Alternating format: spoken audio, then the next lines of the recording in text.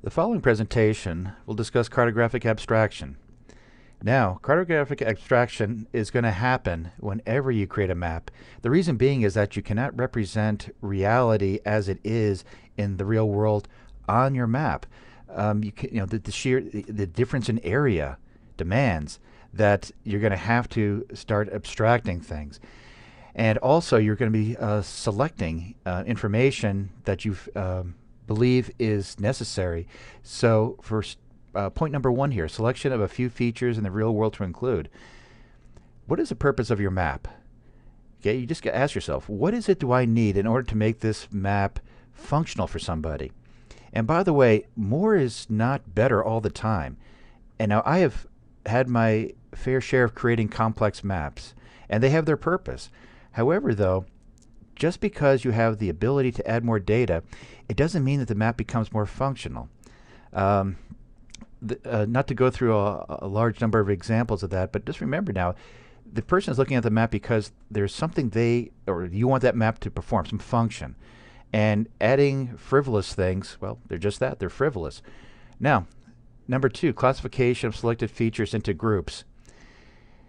Now, you're going to have to ask yourself, okay, whatever features I wanted to add into the map, how am I going to finally break them into various groups? A good example of that would be layers of information in a GIS. Okay, you're going to say, for instance, for an example of a tourist map. You're tasked with creating a map that's going to allow tourists to navigate around and know where they can stay on a day-to-day basis, and also identifying the main tourist features within an area. Well, let's see. If we had to classify some of the information we would need, well, a road layer.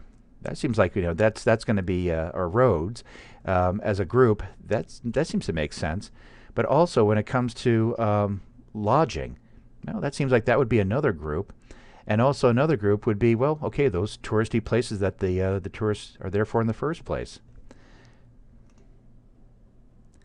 Now, number three, simplification of objects. Kind of getting back to that theme of representing the real world onto that piece of paper or the layout view that you're working with.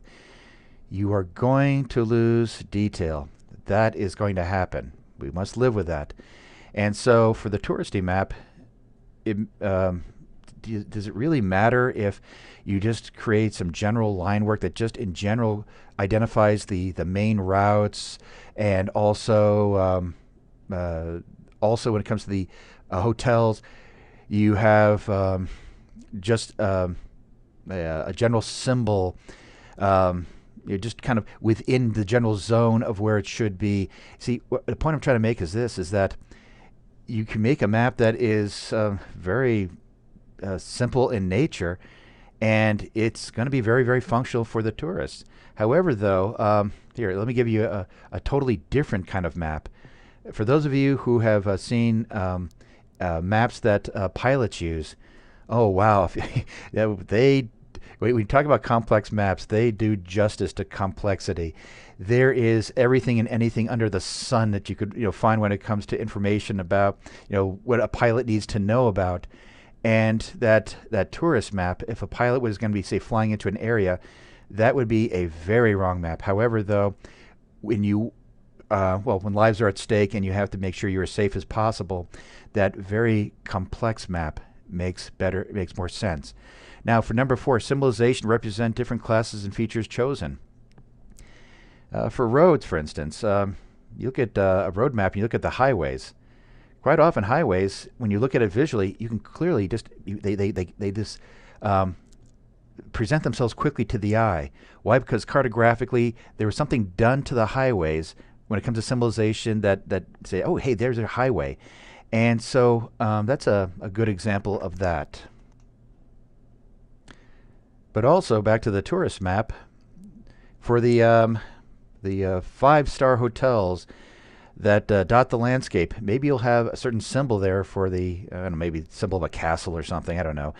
something to where you could say, hey, this is where you're really going to be treated well.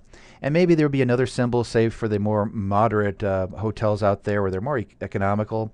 And then finally another symbol for youth hostels, if you really want to just pay the very least, and maybe even campsites too. So you could have different symbols for each one of those particular places that people can stay for the night. Now, to have some fun with cartographic abstraction, here you see a map of the Chicago and surrounding cities. Now, the names aren't there because that would have cluttered the map up. But I mean, just for in general, if somebody said, "Hey, I just need a kind of an idea of Chicago and the surrounding cities," you got the roads there. The map serves a purpose, right? Okay, now the next map, none of the points have been moved, and the lines are going to be where they are right now. Yes, things are a lot different in Chicago. You didn't know there were so many places that had radioactive materials or radiation or whatnot. Just by changing the symbol, you'll see that when it came to abstraction, suddenly we invoke a different response from the reader. And so here's a little example of, yes, abstraction. You do have to know a little bit about the principles, and you can actually influence the perceptions of the reader based upon symbols. Now, color and cartography. Color influences human beings.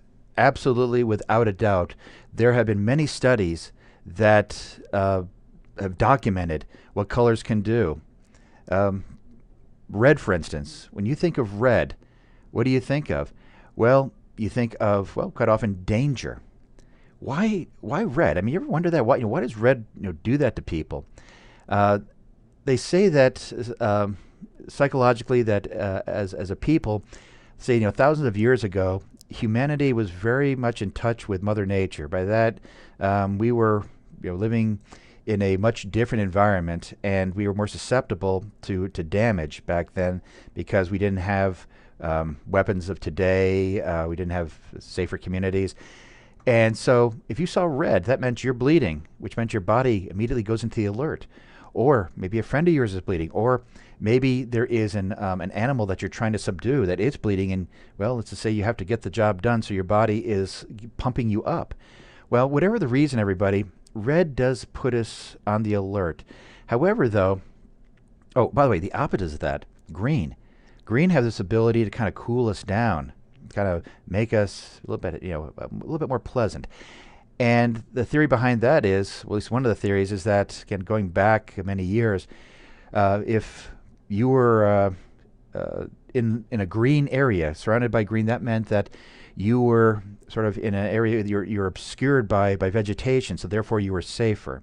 That's just one theory. So you can throw out whatever theories you want, but it does influence us. However, by the way, there's also a social factor too, and that there are certain holidays that, as you get closer to them, actually red has sort of a different impact on the human body. It actually can make you feel happy and jolly because, well, all of a sudden it's a time of festivity. So, human beings were very complex, but the truth of the matter is this: colors do influence, and colors do also indicate magnitude of some kind. Now, in this map, violent crimes in 2012 in India. Okay, the cartographer who made this map used the right color scheme. It is dealing with violent crimes. Most definitely use red. When you see a lot of solid red, okay, it is like, hey, look out. Okay, this is not the kind of place you want to walk around at nighttime, probably. So red is absolutely the right choice here. But now, let's just say we want to talk about a happier subject. Welcome to Russia. And who doesn't like babies? Birth rate in Russia, 2012. And the cartographer was good enough, of course, to provide numbers here too. But green, what a nice color for this map. The reason being is that, okay, hey, you see areas where the green shows increases in magnitude. Okay, it doesn't alert people like you say, watch out, the babies are attacking or something. No, what it's saying is we have higher birth rates. Okay, there are more children. And so green it invokes sort of a different response from the viewer. Now, when it comes to labeling features, the GIS software can label features in an automated manner, and quite often GIS software does a good job in that. And also, there are going to be times when the labels are going to kind of bunch together if you go down the automated route. Say, for instance, in a congested area of cities or something like that on a map. Well, it's not the end of the world if that happens, and there is actually a way that you can go manual.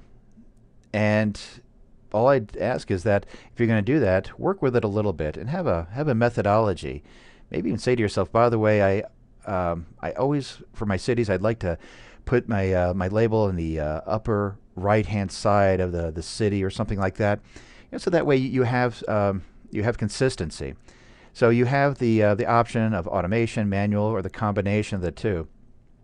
But please note with labeling features, just like just looking at in general, looking at the effect of colors, everybody, the size of the labels can also indicate magnitude of hierarchy. So what does this all mean, everybody? Two major things. Color indicates hierarchy, and size indicates hierarchy. And the next example is a good example of both. Now in this example, everybody, let's look at the, first of all, the colors used for the different roads.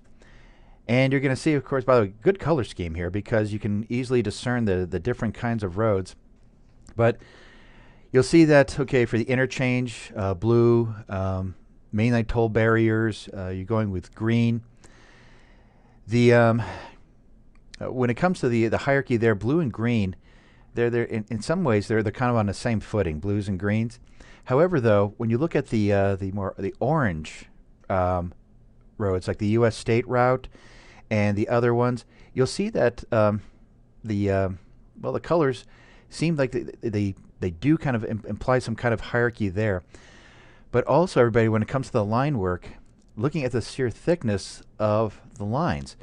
And when you look at, say, the state routes, U.S. routes, it's implied that by their size alone, that they aren't as, I'm not saying that road is not important wherever it may be. However, though, maybe when it comes to the amount of traffic that we're seeing, that's what's implied there. But also, even when it comes to the labeling of the different roads, like for instance, when you're looking at the symbols for the major highways and so on and so forth, you see some numbers being higher in hierarchy based upon the fact that they're larger. Versus, and by the way, symbols too being larger versus other symbols being just a little bit smaller. So again, there's implied hierarchy there. But also, even when it comes to U.S. state routes, you'll see that you can't really read the names of some of these routes, but let's put it this way, they imply by the size of the lettering hierarchy.